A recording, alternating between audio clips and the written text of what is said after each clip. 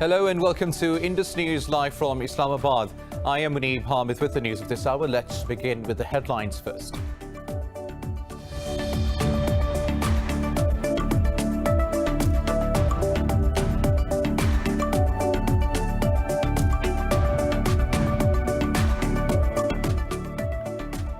Pakistan has once again rejected New Delhi's claim that Kashmir is India's integral part, saying the state is an internationally recognized disputed territory.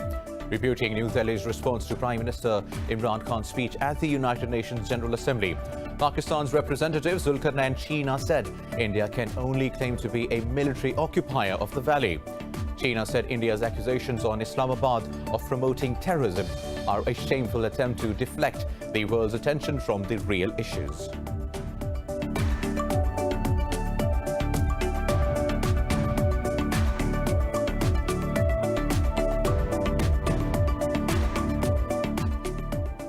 "25 people have been killed and 2 others critically injured in a military plane crash in northeastern Ukraine.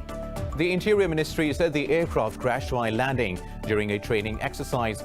It said 20 Air Force University cadets and 7 crew members were among the 27 people on board.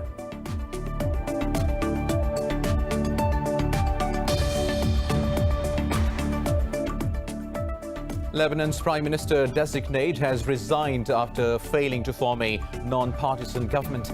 Mustafa Adib announced his resignation after his meeting with Lebanon's President Michel Aoun.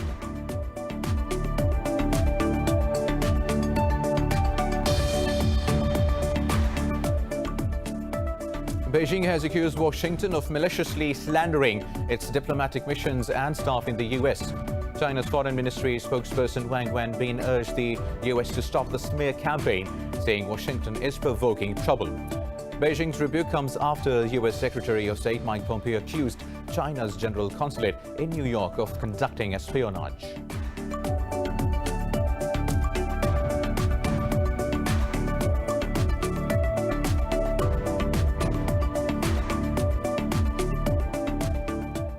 India's COVID-19 cases have crossed 5.9 million with a spike of over 85,000 infections and 1,089 deaths in the last 24 hours. The number of coronavirus cases in France has surpassed 500,000 after recording nearly 150,000 infections in the past 2 days.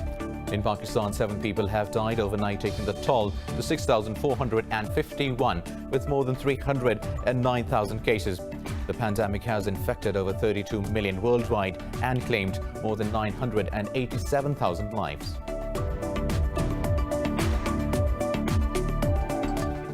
News coming in detail after a short break. Stay tuned.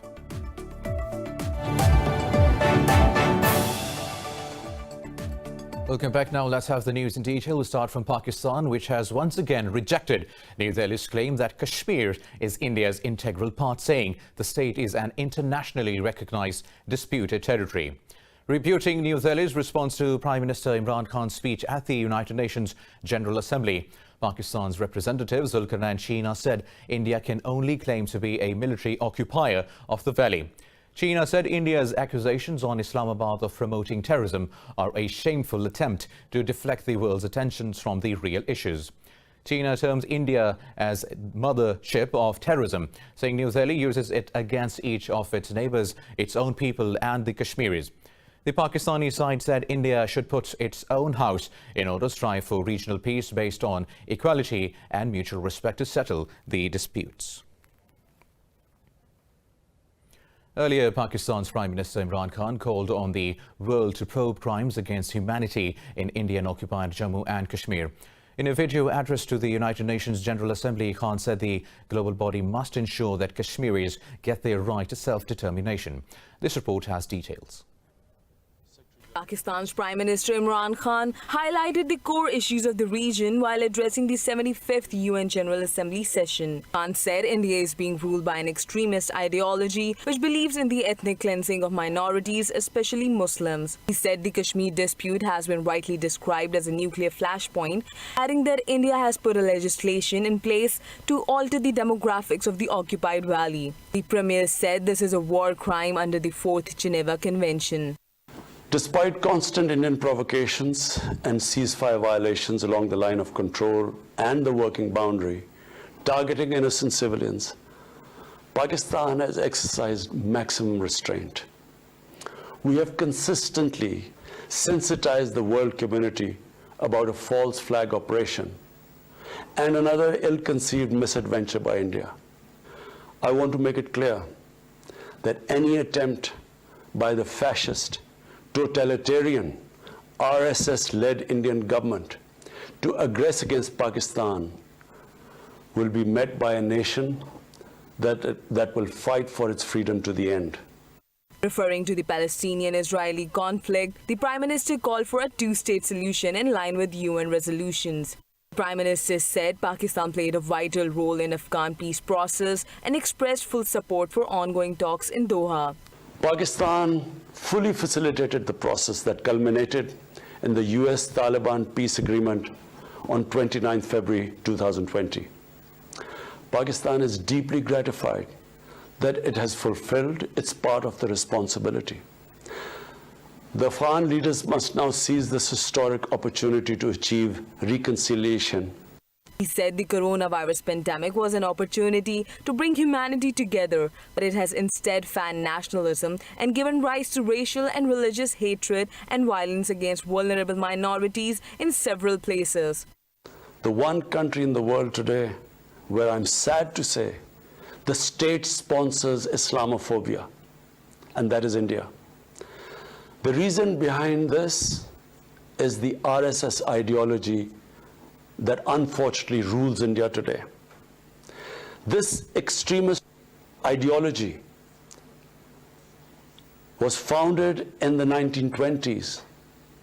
The RSS founding fathers were inspired by the Nazis, and they adopted their concepts of racial purity and supremacy. While the Nazis' hate was directed at the Jews, the RSS directs it towards the Muslims and to a lesser extent, the Christians. Prime Minister also urged the implementation of the Paris Accord to curb climate change. He said the UN should be made fully responsive to the challenges of contemporary times. Well, now for more on this, we are joined by Mr. Munir Akram, Pakistan's permanent representative to the United Nations. Thank you very much for your time, Mr. Akram. Now, Prime Minister Imran Khan last year, as well as yesterday, raised the Kashmir issue at the United Nations General Assembly, which echoed internationally. Imran Khan again highlighted the dispute at the United Nations Forum. So, Mr. Akram, how much it will pressurize New Delhi? I think that it is a major projection and emphasis on the Kashmir issue, which the Prime Minister has once again brought before the General Assembly. It is obvious that capitals around the world will have to take notice of the points that have been put forward by the Prime Minister, the human rights violations in Kashmir, the violations of ceasefire along the line of control targeting civilians, and the need to find a solution to this problem, which is a major issue between two nuclear armed states and therefore poses a threat to international peace and security. Governments would be negligent if they did not pay attention to the Prime Minister's assertions and assumptions which he put forward at the General Assembly. Right, Mr. Akram, Prime Minister Imran Khan also warned against any misadventure by Indians in Azad Kashmir through a false flag operation. So what's your take? Well, we've always warned the world that India in the past has mounted several false flag operations, terrorist incidents, in order to frame Pakistan and create a cause or justification for aggression against Pakistan. This goes back to even the 1970s.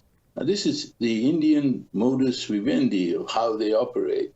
So it is important for us to warn the world that they could resort to this sort of false flag operation once again in order to find justification to aggress against Pakistan. Modi is under pressure internally. COVID crisis, economic downturn, Kashmir, Ladakh, all of these are mounting pressure points domestically on Modi, and therefore we are concerned that they could resort to a diversionary move against Pakistan, and we have to warn the world against the aggressive posture and intentions of the Indian government. Right, Mr. Akram. Lastly, Prime Minister Imran Khan said Pakistan supports an Afghan-led peace process. How do you see Islamabad's efforts in the ongoing intra-Afghan talks and India's role as a peace spoiler? I think we have fulfilled our promises and our obligations to promote peace. Pakistan will be the biggest beneficiary of peace, apart from the people of Afghanistan. We will be able to have the end of terrorism from Afghanistan. We will be able to return the refugees, and we will have the ability to connect with Central Asia through Afghanistan. And these are major benefits that we could derive. So we will try and be helpful.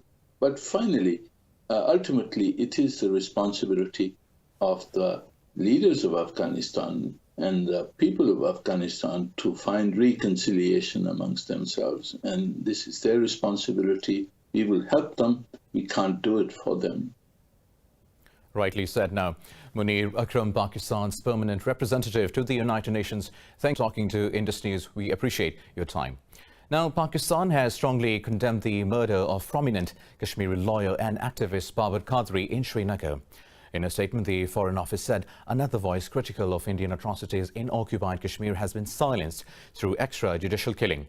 Qadri was shot on Thursday evening at his home in Srinagar by unidentified gunmen posing as clients. He was rushed to a hospital where doctors declared him dead.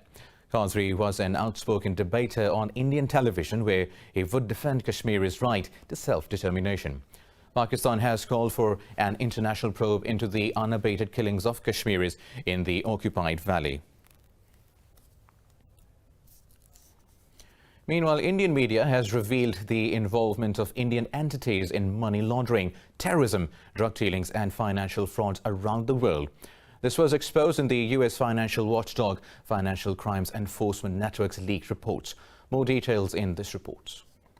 Indian media, along with 109 media organizations in 88 countries, teamed up with the International Consortium of Investigative Journalists to trace the Indian individuals and companies named in the 3,201 suspicious activity reports filed with FinCEN between 1999 and 2017. The investigation of these reports has revealed transactions of entities including Global Diamond Firm owned by Indians and a sponsor of the Indian Premier League team. In a majority of cases, domestic branches of 44 Indian banks have been utilized to receive or remit the funds to foreign banks. There are a total of 3,201 transactions worth $1.53 billion which have been listed as suspicious. These cases are also being investigated by the Central Bureau of Investigation, the Enforcement Directorate and the Directorate of Revenue Intelligence. The investigative team says the reporting has exposed how banks and regulators have failed the public by allowing the flow of dirty money to go unchecked. The U.S. Department of Justice has already launched investigations. Earlier, FinCEN in a statement said that the unauthorized disclosure of SARS is a crime that can impact the national security of the U.S. Responding to this, ICIJ said the reporting for the FinCEN files is lawful and appropriate. Now, for more on this, we are joined by financial analyst Dr. Salman Shah. Sir, thank you very much for your time. Now, Mr. Shah, Indian media has exposed the involvement of Indian entities in money laundering, terrorism, drug dealing and financial frauds around the world. So does this prove India's role in international financial crimes and terror financing? I think this is a very important report, and it reveals for the first time the involvement of the Indian financial sector in money laundering and I think by extension terror financing also, which is closely related And Pakistan has been a victim of this for a very long time, and I think this has been revealed in most of their internal debates in India, where the government policy has been towards destabilizing Pakistan, destabilizing and breaking up Pakistan, promoting terrorism in Pakistan. And now this report reveals the extent of their financial sector's involvement in money laundering and terror financing. So I think for Pakistan, this is very important, and we must pick it up and take it to its logical conclusion. And Pakistan has been dealing with the FATF, and we need to bring this to the notice of the Asia-Pacific Group. Right, Mr. Shah, do you think the Indian law enforcement agencies can investigate their country's individuals and companies fairly? I don't think so. I think we'll have to go and move the FATF in this regard, and also maybe the United Nations at a bigger scale, and just put this whole thing on the global agenda. And I think the Prime Minister's speech to the United Nations General Assembly also reflected some of the ideas over there. And not only Pakistan is very actively reforming its own financial system. Right, lastly, Mr. Shah, what would be the impact of FinCEN's leak on the world economy? Look, I think the world economy has to adjust to a financial system which is transparent and which is really devoted towards commercial activities rather than being infected by illegal money laundering or terror financing, drug money, corruption money. All these things, we need to eliminate them from the international financial system. It's a very difficult task. It's not going to be easy. Right, Mr. Salman Shah, thank you for talking to Indus News. We appreciate your time. Now, viewers, it's time for a short break. We'll be right back.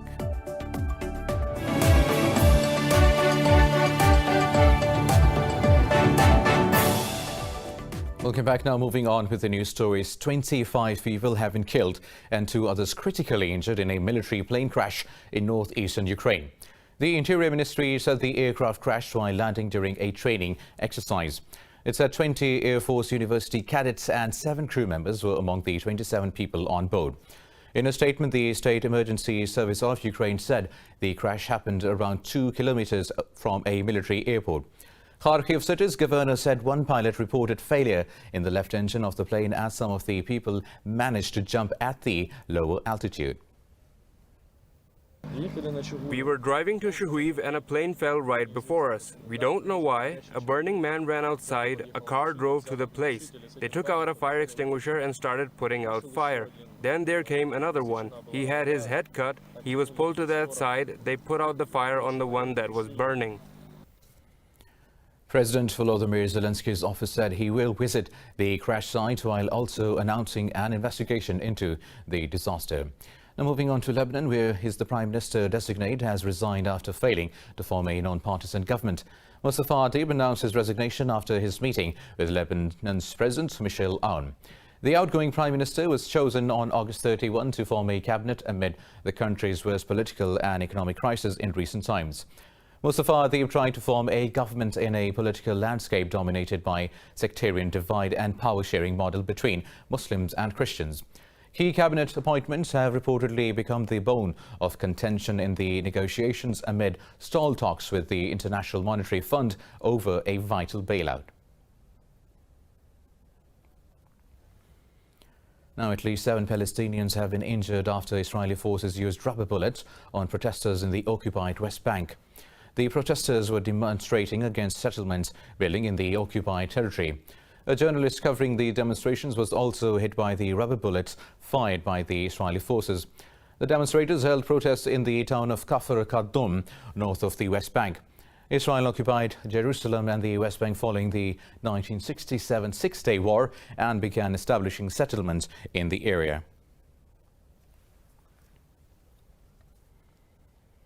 Moving on, Russia says it backs Palestine's right to self-determination within the framework of international law. This comes after Russia's Deputy Foreign Minister Mikhail Bogdanov held talks with the representatives of Palestine's Fatah and Hamas groups. Russia's foreign ministry said Moscow is ready to help restore Palestinian unity on the platform of the Palestine Liberation Organization. It said Bogdanov discussed the results of the Istanbul summit between the two groups to bridge intra-Palestinian rift. The ministry said Bogdanov extended Moscow's firm support to all Palestinian parties in the interest of the Palestinian people. Earlier, Fatah and Hamas met in Istanbul and agreed on holding elections in Palestine for the first time in 15 years to overcome their differences. Russia also says the U.S. presence in war-torn Syria is illegal. Russia's Deputy Foreign Minister Sergei Vershinin said Washington's presence in Syria's Al Jazeera and the Al-Tanaf region is unlawful. In an interview, Vershinin said the continued plunder of Syrian national wealth such as oil was totally unacceptable. He said despite differences over several issues, Moscow is in contact with Washington in Syria through military diplomatic channels. Earlier, Russia's Foreign Minister Sergei Lavrov and his Iranian counterpart Mohammad Javad Zarif said any foreign presence in Syria without the country's consent violates international law. Lavrov said the presence of foreign troops in Syria is in breach of UN Security Council resolutions number 2254. Russia says now it has intercepted 2 U.S. bombers approaching its airspace over the Baltic Sea. Russia's National Defense Management Center said the Sukhoi 27 fighters from the country's Baltic Fleet cut off the targets. The center said the jets approached the U.S. Air Force B-52H bombers at a safe distance. It said the entire flights of the Russian fighters proceeded in strict compliance with the international rules of using the airspace. The center said the Russian pilots did not let the intruding aircraft to violate the Russian borders. Meanwhile, Russia's military chief Valery Gerasimov said the U.S. and NATO are conducting military drills close to the Russian border. Now, Russian President Vladimir Putin has observed the Kavkaz 2020 military drills taking place in the southern Astrakhan region. In a statement, the Defense Ministry said the drills focus on combating cruise missiles and unmanned aerial vehicles. It said the exercises involved around 1,000 military personnel from Armenia, Belarus, China, Myanmar and Pakistan. The exercises will be observed by representatives of Azerbaijan, Indonesia, Iran, Kazakhstan, Tajikistan and Sri Lanka. The ministry said the drills will involve around 80,000 personnel, including Russian missile defense and Navy units. It said the drills will also feature up to 250 tanks, 450 military personnel carriers and 200 artillery systems. Moving on, Beijing has accused Washington of maliciously slandering its diplomatic missions and staff in the United States. At a briefing, China's Foreign Ministry spokesperson Wang Wenbin urged the United States to stop the smear campaign, saying Washington is provoking trouble. Wang said Beijing's diplomats strictly adhere to the international law. He said Washington should fulfill its obligations under the diplomatic code and agreements between both nations. Beijing's rebuke comes after U.S. Secretary of State Mike Pompeo accused China's general consulate in New York of conducting espionage. In recent months, both countries have been involved in a tit-for-tat closures of consulates and media outlets. Meanwhile, Greece has expressed optimism over holding talks with Turkey to find a diplomatic solution to the tensions in the eastern Mediterranean. In his address at the United Nations General Assembly, Greek Prime Minister Kyriakos Mitsotakis said he hopes to forge a partnership between the two rival neighbours. Greek Prime Minister Kyriakos Mitsotakis said he is ready to cooperate with Turkey and act as a bridge builder for Ankara in Europe. Referring to the start of the exploratory talks between Turkey and Greece, Mitsotakis said it is a step in the right direction. He decried the escalation of tension, saying the partnership between close neighbours remains a possibility. The Greek Premier said both states should consult with the International Court of Justice to solve the outstanding issues if the talks fail.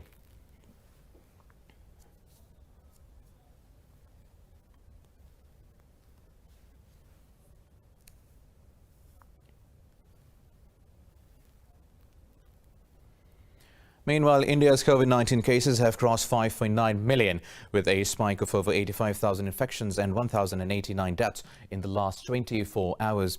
The number of coronavirus cases in France has passed 500,000 after recording nearly 150,000 infections in the past 2 days now. The pandemic has infected over 32 million people worldwide and have claimed more than 987,000 lives. More details in this report. Around the world, stricter social distancing guidelines and restrictions on businesses are being brought into effect to curb a second spike. But in contrast, curbs on businesses are being lifted in some US states, despite the increasing number of cases nationwide. The World Health Organization has warned that the global COVID-19 death toll can hit 2 million before an effective vaccine is widely used. The health body said the figure can be higher without concerted international action. As far as we're concerned, and so far, as you know, all the publications we have seen, the publications say it's actually something, the virus has happened naturally. It came naturally. So these are all the publications we know. In Spain, the government has recommended reimposing a partial lockdown on all of Madrid area, where cases have risen sharply. More restrictions have been announced in several regions of the UK as new daily infections continue to rise. Meanwhile, Australia says it has been able to restore about half the jobs it lost during the economic crisis caused by the COVID-19 pandemic. Speaking remotely from Sydney, Prime Minister Scott Morrison said Australia has fared better than most in terms of the death toll. Our COVID-19 case and fatality rates are a fraction of those across the globe. And while our economy has not been spared the blow of recession, our first in almost 30 years in Australia, the impact has been far less than almost every other developed economy in the world. Almost half the jobs that we had lost to the virus early on have been already recovered. South Korea's new cases fell below 100 for the first time in 4 days as the country is struggling with sporadic cluster infections in the Greater Seoul area. Mainland China reported 50 new COVID-19 cases compared with 8 cases announced a day earlier. Meanwhile, in Pakistan, 7 people have died overnight due to the COVID-19, taking the toll to 6,451. The Health Ministry reported 566 new infections since yesterday, raising the number of active cases to nearly 8,000. The ministry said with a 95% recovery rate, over 295,000 patients have recovered from the disease. Sindh is still the most hit province with more than 135,000 infections, while over 98,000 cases have been reported in Punjab province so far. The National Command and Operations Centre said 735 hospitals are providing facilities to 874 patients admitted across the country. Moving on, Japan says it will gradually start allowing entry to foreigners with newly issued long-term visas from October. The restrictions imposed following the coronavirus outbreak in Japan had prevented visa holders from re-entering. Prime Minister Yoshihide Suga said the relaxation will be applied to foreigners with the appropriate visas from countries where the virus has subsided. He said they will be required to test for coronavirus before they are allowed into the country. Economy Minister Yasutoshi Nishimura said Tokyo will proceed after negotiating with countries on a bilateral basis. Japan managed to avoid an extreme outbreak seen in hard-hit countries with over 80,000 infections and more than 1,500 deaths.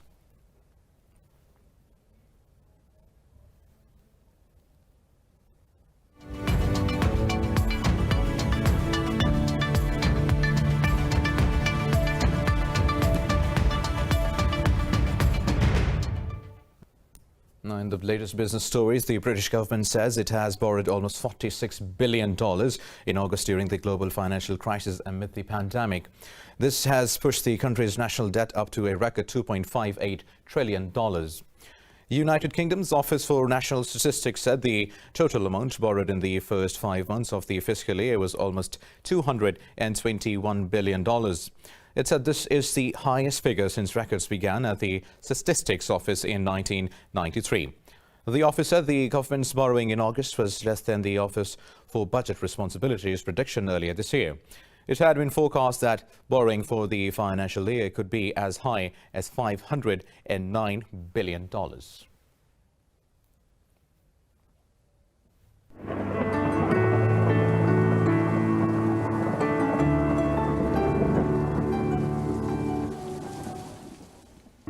now let's have a look at the weather updates across the globe.